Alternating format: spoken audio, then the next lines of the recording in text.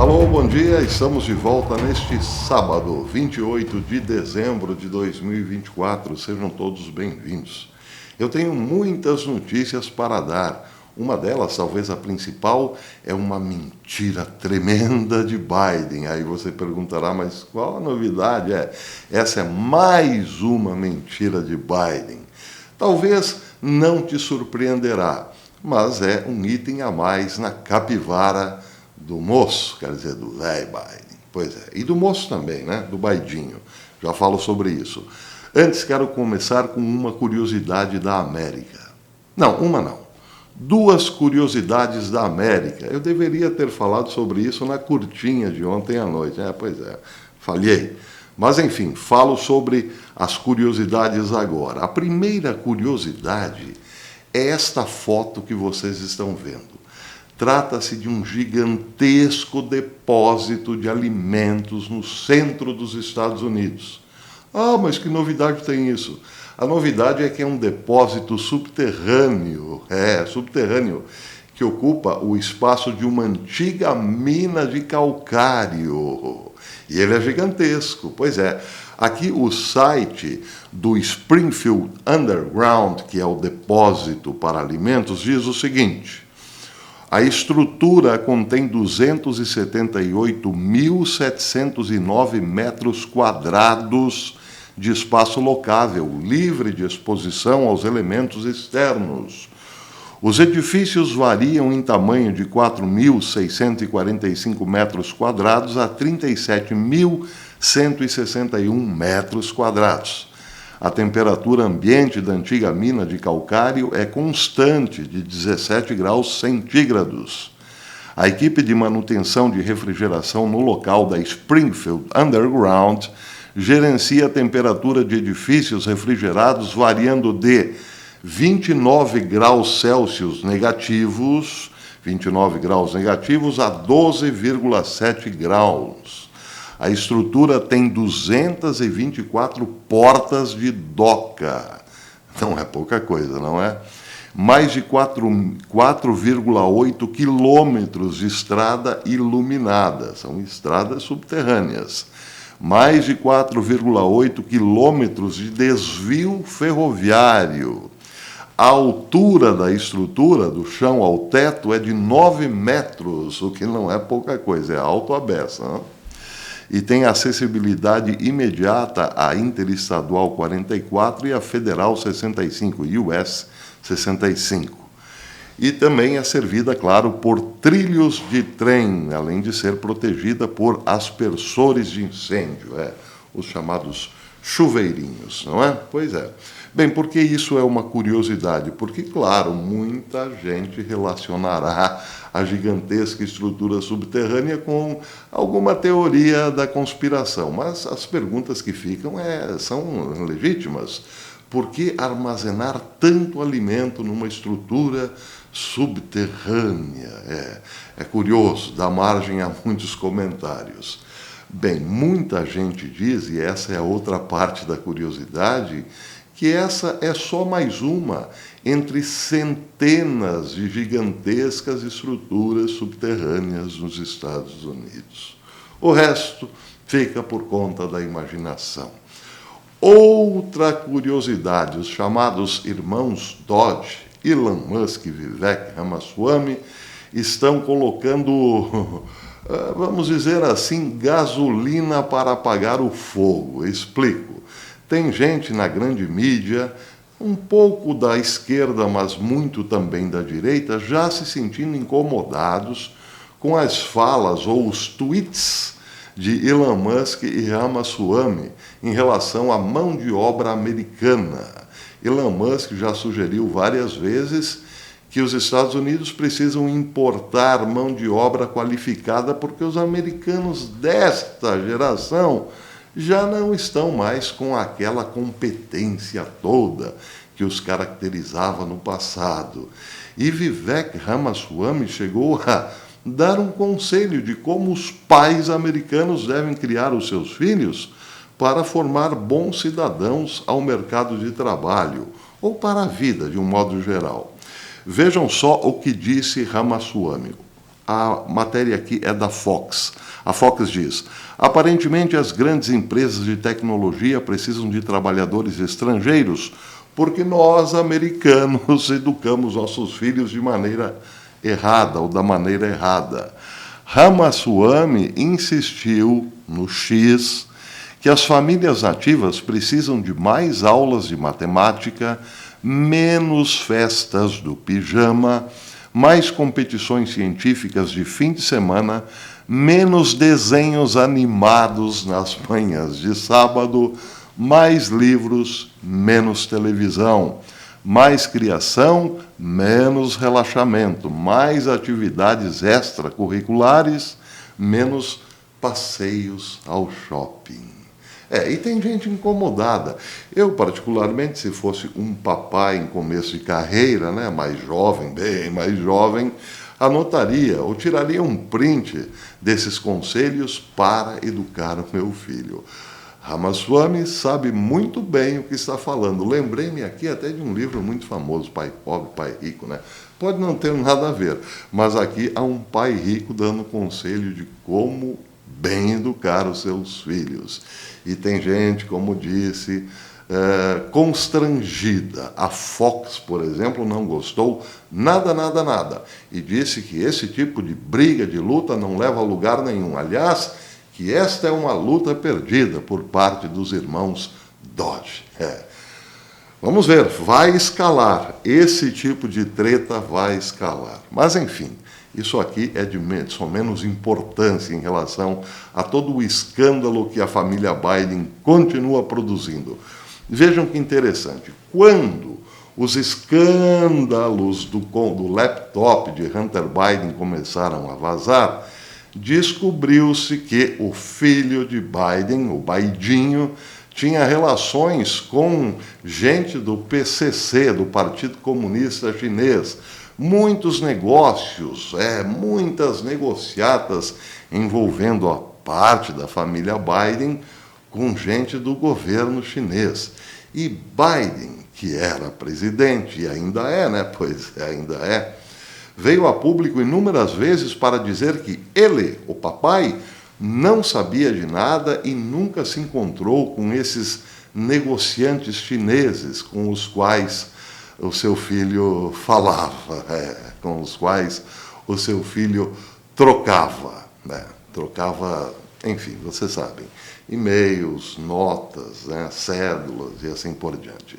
Biden, o velho Biden, o papai, portanto, estava isento de qualquer relação que pudesse sugerir que ele, como presidente dos Estados Unidos, estaria, por conta dos seus interesses familiares, favorecendo um governo estrangeiro nas decisões que ele, como presidente, tomaria.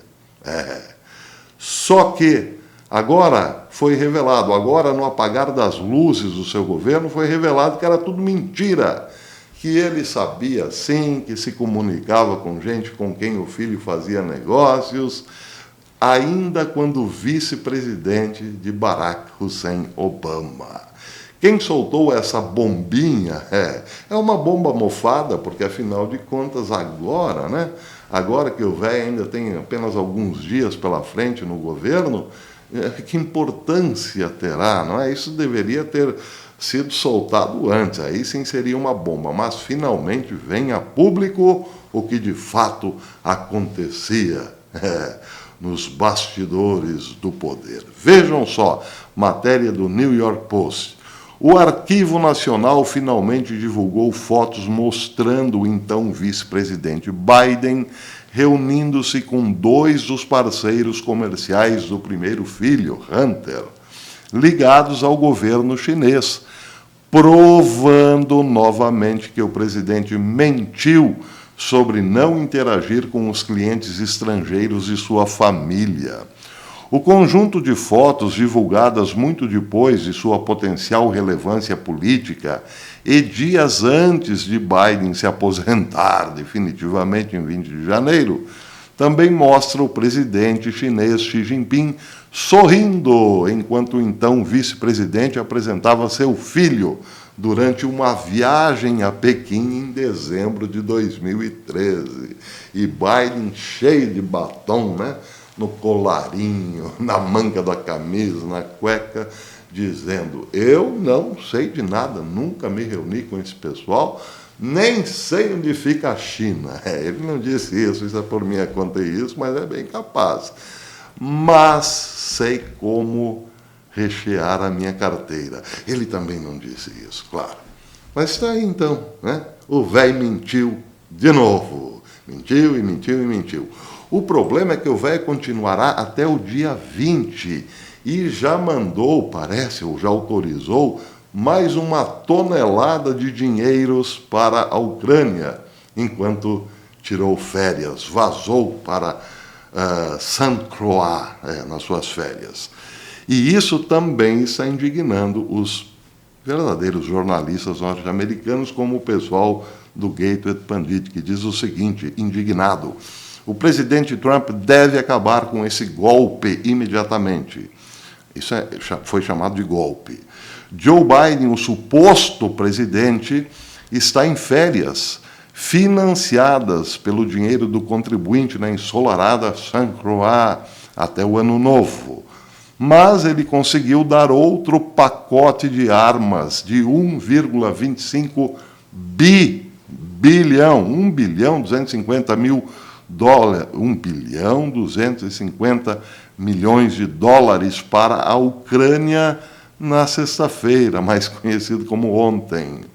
A Associated Press relatou o seguinte: espera-se que os Estados Unidos anunciem que enviarão 1,25 bilhão em assistência militar para a Ucrânia, disseram autoridades americanas na sexta-feira, enquanto o governo Biden pressiona para obter o máximo de ajuda possível para Kiev antes de deixar o cargo em 20 de janeiro. O grande pacote de ajuda inclui uma quantidade significativa de munições, incluindo armas para os sistemas nacionais avançados de mísseis, superfície, ar e por aí vai. E é tudo isso, justamente isso, que Donald Trump não quer, porque, segundo Trump, é preciso parar com isso, rever quem mais deve financiar a Ucrânia, se for o caso, mas, para os Estados Unidos, isso é uma questão de sobrevivência econômica. E aí, no apagar das luzes, claro, Biden enfia mais esse pacote na goela do contribuinte. Ficará por isso mesmo? Quem viver verá. É possível que sim, claro. Faltam só pouco mais de 20 dias, né? Pois é. Mas outra matéria do Gateway Pundit também fala sobre grana que poderá, eventualmente, quebrar o orçamento do governo, provavelmente em 25 ou 26. Por conta de quê? Dos presos políticos do 6 de janeiro. Vejam só que matéria interessante. Diz o Gateway Pundit que em uma batalha jurídica inédita, inovadora, mais de 100 presos políticos do 6 de janeiro se uniram para abrir o que está sendo aclamado como o maior processo já feito contra o Departamento de Justiça na história dos Estados Unidos. Oficialmente chamado de Ação de Restituição e Encarceramento Injusto, por conta do 6 de janeiro, essa ação coletiva envolve 50 bilhões em indenizações e é liderada por Jake Lang, um preso do 6 de janeiro, que está preso já há 4 anos.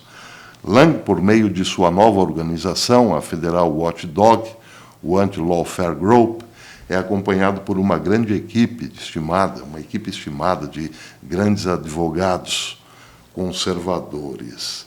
E está, então, aí abrindo um processo inédito para receber uma indenização de 50 bilhões. Não eles, são 100 pessoas.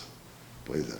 Muita gente está dizendo que tudo que foi cometido injustamente, por conta do 6 de janeiro, virá à luz do dia. E é claro que lá nos Estados Unidos essas coisas não passarão batido.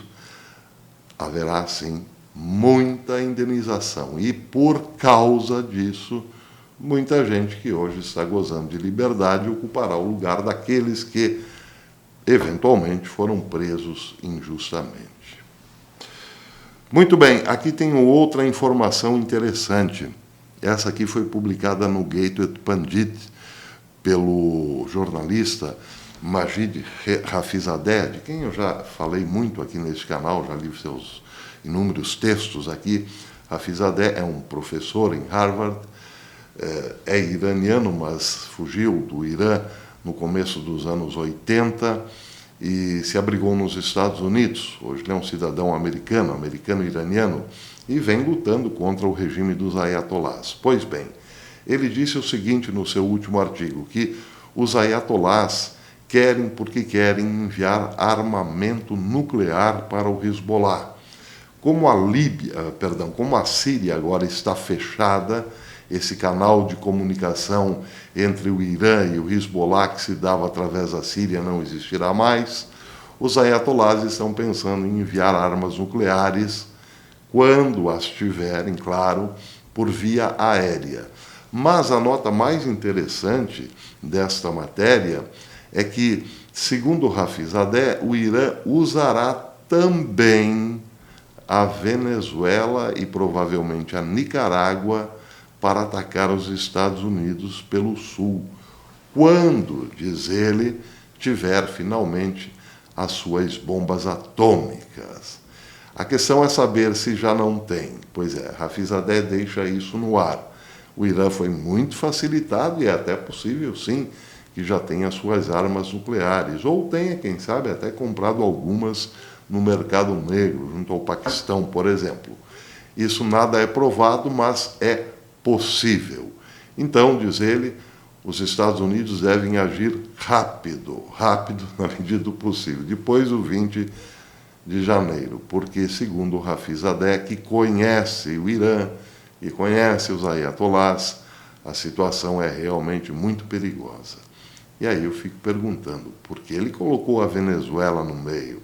Informações privilegiadas? Bom, muita gente sabe que os iranianos têm muitos interesses aqui no nosso continente, né? Desde a era de Hugo Chávez.